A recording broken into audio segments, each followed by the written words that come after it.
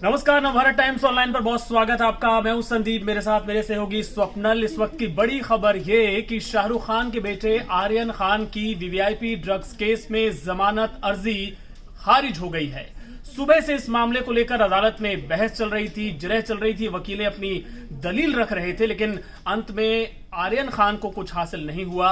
उन्हें जेल में ही जाना होगा, जेल में ही कुछ वक्त और बिताना पड़ेगा। क्या कुछ अदालत में हुआ, स्वप्नल उस पर निगाह बनाए हुए थे। स्वप्नल, क्या कुछ अदालत में हुआ? आखिर एक बार फिर से जमानत आर्यन खान को क्यों नहीं मिल पाई? देखिए संदीप, सुबह तकरीबन दोपहर कह लें 12:30 बजे के करीब मजिस्ट्रेट कोर्ट में आर्यन खान जमानत के मामले में जमानत याचिका पर सुनवाई शुरू हुई थी। आर्यन खान के साथ ही अरबाज मर्चेंट और मुनमुन धमेचा की जमानत याचिका पर भी सुनवाई हुई है।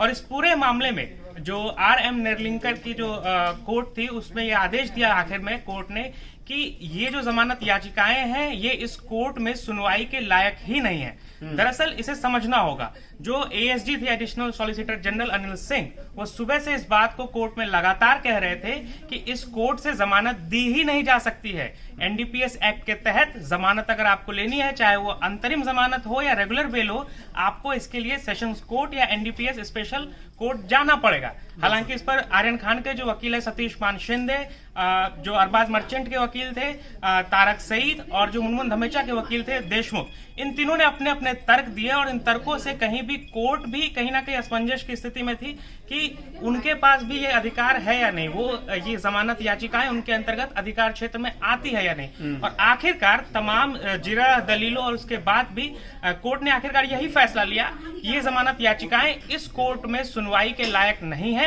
अगर आपको जमानत चाहिए तो आप सीधे स्पेशल कोर्ट जाइए, सेशंस अदालत जाइए। अब इस पूरे मामले में अरबाज मर्चेंट के जो वकील हैं तारक सईद, उन्होंने कहा है कि वो शनिवार को यानी कल जो है सेशंस कोर्ट में जमानत की अर्जी देंगे। लेकिन यहाँ एक चीज समझना होगा कि सेशंस कोर्ट से जमानत लेना इतना आसान भी नहीं है, क्योंकि तारीख मिलने में समय देरी लगेगी वहां से, और तमाम तरह की दिक्कतें अभी आनी बाकी हैं। बिल्कुल, यानी कि आप ये बता रहे हैं स्वप्नल कि दरअसल केस के मेरिट पर जमानत का फैसला नहीं हुआ, या केस के जो तथ्य हैं उन पर यह फैसला नहीं हुआ है। ये फैसला इस आधार पे हुआ है कि दरअसल ये अदालत उस मामले को जमानत के लिए सुन ही नहीं सकती। जी बिल्कुल, यही बात हुई है। और हालांकि सतीश मान शिंदे जब कोर्ट में जिरह चल रही थी तो एक स्थिति ऐसी भी आ गई जब एएसजी अनिल सिंह और सतीश मान शिंदे के बीच लगभग कहासुनी जैसी स्थिति आ गई थी। सतीश मान शिंदे ने यह कहा कि मैं तो इस पर कह ही नहीं रहा, एएसजी ने यह कहा कि ये गैर जमानती धाराओं के तहत केस दर्ज है। सतीश मान शिंदे ने कहा कि मेरी एक भी दलील इस पर आधारित ही नहीं है कि ये जमानती धाराएं हैं या गैर जमानती।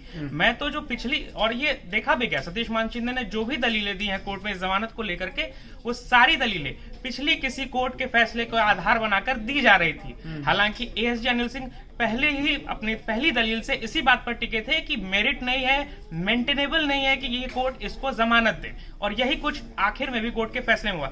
एक चीज यहाँ पर हम अपने दर्शकों को बता दें, मजिस्ट्रेट ने आखिर में यही कहा है, उन्होंने एक ऑपरेटिव ऑर्डर अभी दिया है, अभी ऑर्डर लिखा जाना बाकी है। मजिस्ट्रेट ने यही कहा कि ऑर्डर लिखने में घंटों का वक्त लगेगा, तकरीबन माना जाए कि लगभग शाम के 8 बजे तक ऑर्डर की कॉपी आएगी, और इसके बाद ही सेशंस कोर्ट में याचिका की तैयारी कोई भी वकील कर सकते हैं। और मजिस्ट्रेट ने यह भी कहा है कि वह रिमांड ऑर्डर में भी सुधार करेंगे। अब ये रिमांड ऑर्डर में सुधार क्या है? क्या वो ये कहना चाहते हैं कि न्यायिक हिरासत में जो उन्होंने 14 दिनों के लिए भेजा है आर्यन खान और बाकी सभी 8 आरोपियों को, उसमें कुछ सुधार होगा? ये सब कोर्ट का जो ऑर्डर आएगा उसके बाद ही पता चल पाएगा। बिल्कुल, यानी कोर्ट के ऑर्डर का जो लिखित ऑर्डर है, जिसको लिखने में स्वप्नल बता रहे हैं कि थोड़ा वक्त लग जाएगा, कम से कम रात के 8 बज जाएंगे, उसके बाद वकील अपने अगले स्टेप यानी कि सेशंस कोर्ट में जाने की तैयारी कर पाएंगे। लेकिन कुल मिला के लब्बो-लुबाब ये कि आर्यन खान को अभी कुछ और वक्त, आर्यन खान और बाकी आरोपियों को भी अभी कुछ और वक्त जेल में बिताना होगा। ये वक्त कितना होगा, 1 दिन, 2 दिन, 3 दिन, अभी कोई नहीं जानता। अदालती प्रक्रिया किस तरह की होती है, कई बार डेट्स लेने में टाइम लग जाता है, तो कुछ पक्के तौर पर नहीं कहा जा सकता। फिलहाल एक बार फिर से आपको बता दें, बड़ी खबर ये है कि आर्यन खान को जमानत नहीं मिल पाई। एक बार फिर से टेक्निकल ग्राउंड्स के आधार पर हम कह सकते हैं, ये केस के मेरिट के आधार पर नहीं।